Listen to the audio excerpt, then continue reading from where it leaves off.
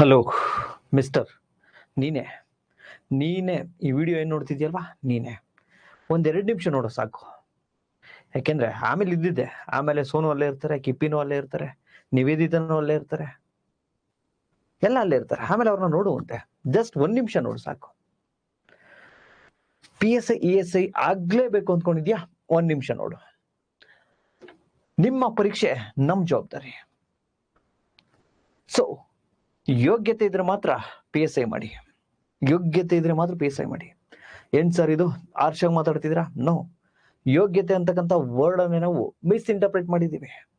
ಯೋಗ್ಯತೆ ಇದ್ರೆ ಮಾತ್ರ ಮಾಡಿ ಅಂದ್ರೆ ನನ್ ಯೋಗ್ಯತೆ ಇಲ್ವಾ, ನನ್ನ ಹತ್ರ ದುಡ್ಡಿಲ್ವಾ? ಅದಲ್ಲ. ಯೋಗ್ಯತೆ ಮೀನ್ಸ್ ನಿನ್ನ ದುಡ್ಡಲ್ಲ, ಸಾಯಕ್ಕೂ ಕೂಡ ಯೋಗ್ಯತೆ ಇರಬೇಕು. ಇವತ್ತು ನಾನು ಸಾಯ್ತಾ ಇದ್ದೀನಿ ಅಂದ್ರೆ ಯಸ್, ನನ್ಗೆ ಯೋಗ್ಯತೆ ಇದೆಯಾ ಸಾಯ್ಲಿಕ್ಕೆ? ಈ ಪ್ರಪಂಚಕ್ಕೆ, ಈ ಯೂನಿವರ್ಸ್ಗೆ, ಈ ಒಂದು ಜಗತ್ತಿಗೆ ನಾನೇನಾದ್ರು ಮಾಡಿದೀನ? ನಾವು ಅಪ್ಪ ಅಮ್ಮಗೆ ಏನಾದ್ರು ಮಾಡಿದೀನ? 4 ಜನಕ್ಕೆ ಒಳ್ಳೇದ್ ಮಾಡಿದೀನ? ಇಲ್ಲ ನಮ್ಮ ಮನೆಯವ್ರಿಗೆ ಯಾರಿಗಾದ್ರೂ ಏನಾದ್ರು ಮಾಡಿದೀನ? ಅಷ್ಟ್ ಮಾಡಿದ್ರೆ ಮಾತ್ರ ಸಾಯಕ್ಕೆ ಯೋಗ್ಯತೆ ಇರುತ್ತೆ. ಅದೇ ರೀತಿ ಯೋಗ್ಯತೆ ಅಂದ್ರೆ ಒಂದು ಅರ್ಹತೆ. ನೀನ್ PSI ಮಾಡ್ಬೇಕಾ, ಆ ಯೋಗ್ಯತೆ ಇದ್ರೆ ಮಾತ್ರ ನಿಂಗ್ ಮಾಡು. ಜಸ್ಟ್ ಯಾವ್ದೋ ಶಾರ್ಟ್ ಕಟ್ ಓದಿ, ಇನ್ನೊಂದು ಓದಿ, ಅದೊಂದು ಓದಿ, HOT ಓದಿ ಮಾಡ್ಲಿಕ್ಕೆ ಸಾಧ್ಯ ಇಲ್ಲ. ಅಟ್ಲೀಸ್ಟ್ ಡೀಪ್ ನಾಲೆಡ್ಜ್ ಗಳಿಸು. ಸೊ ಶಾರ್ಟ್ ಕಟ್ ಹುಡುಕ್ಬೇಡ, ಲೈಫ್ ಅಲ್ಲಿ ಶಾರ್ಟ್ ಕಟ್ ವರ್ಕ್ ಆಗಲ್ಲ. ಸೊ ಆ ಯೋಗ್ಯತೆ ಇದ್ರೆ ಮಾತ್ರ PSI ಆಗೋ. ಇಲ್ಲಿ ನಾನು ಯಾರು ಹೊಸ ಸ್ಟೂಡೆಂಟ್ಸ್ ಇರ್ತಾರೆ, ಕೋಚಿಂಗ್ ಬೇಕಾಗಿರ್ತಾರೆ, ಅವ್ರನ್ನು ಕುರ್ತು ಹೇಳ್ತಾ ಇದ್ದೀನಿ.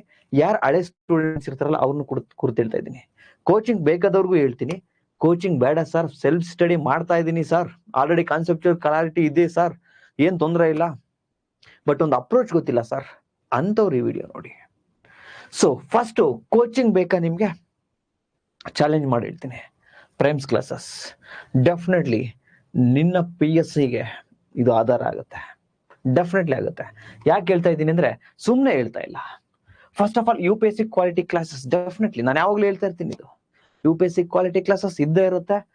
ಕ್ಲಾಸಸ್ ಮುಗಿದ ನಂತರ PYQ, ಒಂದು ಚಾಪ್ಟರ್ ಮುಗಿದ ನಂತರ ಅದಕ್ಕೆ ಸಂಬಂಧಪಟ್ಟಿರ್ತಕ್ಕಂಥ ಹಿಂದಿನ ವರ್ಷದಲ್ಲಿ PYQ ಏನ್ ಕೇಳಿದ್ದಾರೆ, ಅದರಲ್ಲಿ UPSC ಏನ್ ಕೇಳಿದ್ದಾರೆ, FDL ಏನ್ ಕೇಳಿದ್ದಾರೆ, STA ಮಾಡಲ್ಲ, PSI ಏನ್ ಕೇಳಿದ್ದಾರೆ, KSL ಏನ್ ಕೇಳಿದ್ದಾರೆ, ಇದು CDS ಏನ್ ಕೇಳಿದ್ದಾರೆ, ಅತಿ ಕಷ್ಟಕರ PYQ ಹಿಂದಿನ ವರ್ಷದ ಪ್ರಶ್ನೆ ಪತ್ರಿಕೆಯನ್ನು ನಾವು ಮಾಡ್ತೀವಿ ಒಂದು ಚಾಪ್ಟರ್ ಆದ ನಂತರ.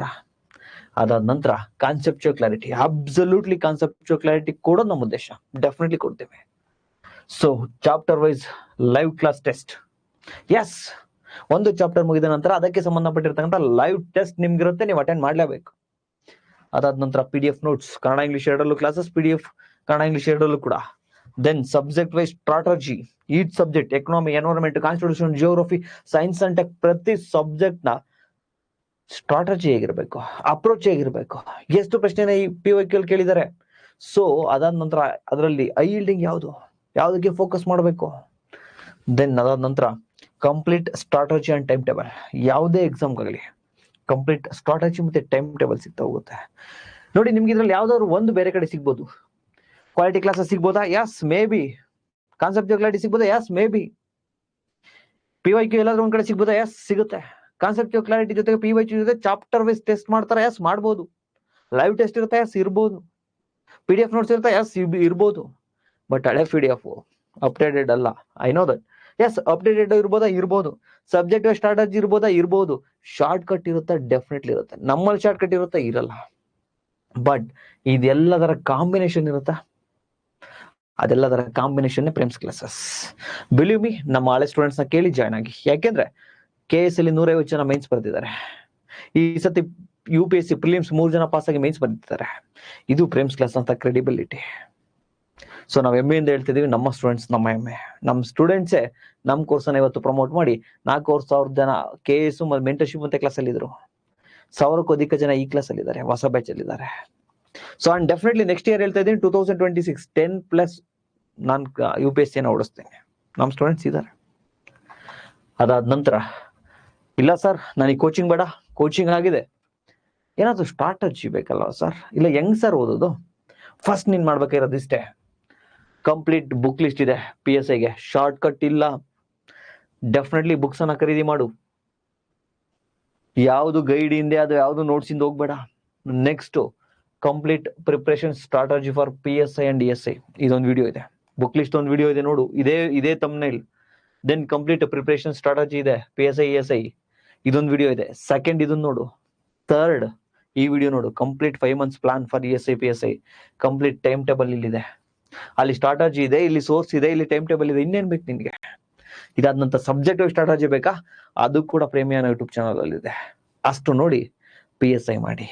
ಸೊ ನಿಮ್ಗೆ ಇನ್ನ ಏನಾದ್ರು ಹೇಳ್ಬೇಕು ಅಂದ್ರೆ ನಾನು ಮಾಡ್ಕೊಡ್ತೀನಿ. Don't worry about that. Self study ಮಾಡ್ತಿದ್ರಾ? ಡೋಂಟ್ ವರಿ, ಮಾಡಿ. ಕಾನ್ಸೆಪ್ಟ್ ಕ್ಲಾರಿಟಿ ಬೇಕಾ? ಪ್ರೇಮ್ಸ್ ಕ್ಲಾಸಿಗೆ ಜಾಯ್ನ್ ಆಗಿ. ಸರ್ ಕ್ಲಾಸ್ ಜಾಯ್ನ್ ಆಗ್ತೀನಿ ಸರ್, ಎಷ್ಟು sir? 4444. Complete paper 1 and paper 2. Paper 1 as usual UPSC quality, paper 2 UPSC quality, paper 1 ಏನಿರುತ್ತೆ ಅದನ್ನ ಎಸ್ ಆಗಿರ್ಬೋದು, ಪ್ರಿಸೈಸ್ ಆಗಿರ್ಬೋದು, ಟ್ರಾನ್ಸ್ಲೇಷನ್ ಆಗಿರ್ಬೋದು. ನಮ್ಮ ಟೀಚರ್ ನಾನು ಹೇಳಿದ್ದೀನಿ 20 hour ಎಕ್ಸ್ಟ್ರಾ ಆದ್ರೂ ಪರವಾಗಿಲ್ಲ, ನಾನ್ ಪೇಮೆಂಟ್ ಮಾಡ್ತೀನಿ ಮೇಡಮ್. ನೀವೊಂದು ಕೆಲಸ ಮಾಡಿ. ಸೊ ಕ್ಲಾಸ್ ಅಲ್ಲೇನೆ ಏನ್ ಟೀಚ್ ಮಾಡ್ತಿರೋ ಅವತ್ತಿಂದ ಅವತ್ತು ನೀವು ಪ್ರಾಕ್ಟೀಸ್ ಮಾಡಿಸಿ, ಲೈವಲ್ಲಿ ಪ್ರಾಕ್ಟೀಸ್ ಮಾಡಿಸಿ. ಮನೆಗೆ ಪ್ರಾಕ್ಟೀಸಿಗೆ ಕೊಡ್ಬೇಡಿ, ಅವ್ರು ಮಾಡಲ್ಲ. 20 hour ಎಕ್ಸ್ಟ್ರಾ ಆದ್ರೂ ನಾನು ಕೊಡ್ತೀನಿ, ತೊಂದರೆ ಇಲ್ಲ ಅಂತ ಹೇಳಿದೀನಿ. ನಮ್ಮ ಟೀಚರ್ ಎಕ್ಸಲೆಂಟ್ ಆಗಿ ಮಾಡ್ಕೊಡ್ತಾರೆ. ಪೇಪರ್ 1 ಪೇಪರ್ 2 ನಾವಿದೀವಿ, ತಲೆ ಕೆಡಿಸ್ಕೋಬೇಡಿ. Thank you so much.